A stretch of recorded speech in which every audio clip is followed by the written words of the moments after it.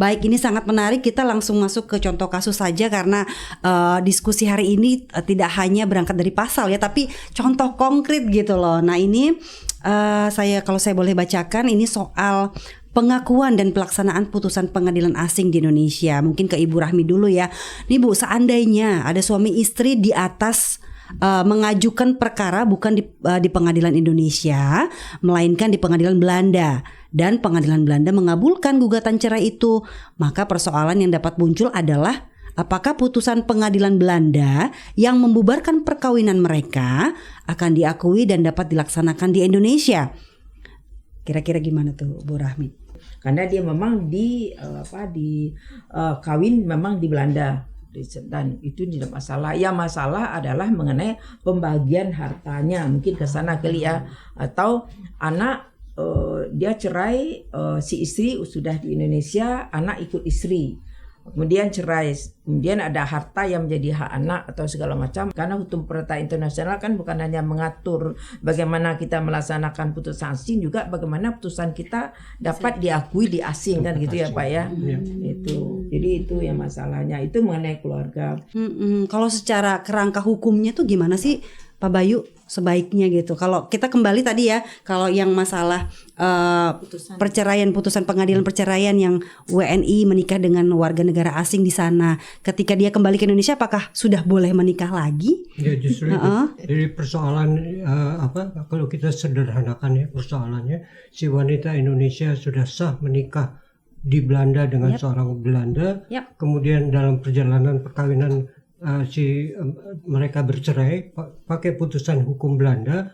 Nah, si wanita pulang kan ke Indonesia. Nah, kemudian status dia, apakah dia wanita yang bebas atau wanita yang masih terikat dalam perkawinan? Nah, hukum mana yang harus dipakai? Nah, HPI, Hukum Perdata Internasional itu menyediakan asasnya. Oh, kalau misalnya perceraian itu diakui sah atau tidak, itu harus pakai hukum dari tempat mana? Oh, tempatnya adalah tempat di mana perkawinan diresmikan. Jadi kalau kawin resminya di Belanda, ya cerainya sah enggak sahnya ya pakai hukum Belanda dong, gitu ya. Sehingga apakah putusan pengadilan Belanda itu harus diakui atau enggak di Indonesia, itu menjadi tugas pengadilan Indonesia untuk mengatakan ya kalau pakai hukum Belanda itu sah, kita harus mengakuinya sah. Jadi si wanita itu bisa dianggap kalau mau menikah lagi ya go ahead gitu. Jadi putusan Indonesia putusan Belanda ikut putusan Belanda, termasuk untuk hak pengasuhan anak dan juga penafkahan anak. Iya. Cuman itu ranahnya agak berbeda karena juga harus dilihat status hukum dari si anak. Anaknya ini anak warga negara Indonesia atau anak asing yang mau diadopsi orang Indonesia, beda lagi itu persoalannya. Tapi persoalan-persoalan itu Undang-Undang HPI itu memberi petunjuk. Oh, kalau persoalannya begini, hukum ini loh yang dipakai, hukum tempat itu loh yang dipakai. Nah, itu yang menjadi sangat mempermudah pengadilan dan juga pemangku kepentingan lawyer, notaris dan sebagainya. Kalau mengenai, saya sedikit ya keluar dari perkawinan mengenai seperti gitu. Pekerja kita bekerja di kedutaan. Biasanya di kedutaan itu berlakulah hukum kedutaan itu apa. Nah, bagaimana kalau misalkan si pekerja tadi melakukan pelanggaran kerja, pelanggaran hukum lah, dan dia disidangkan melalui pengadilan hubungan industrial. Hukum mana yang berlaku di sini? Nah, di sini kita kembali ke kontraknya.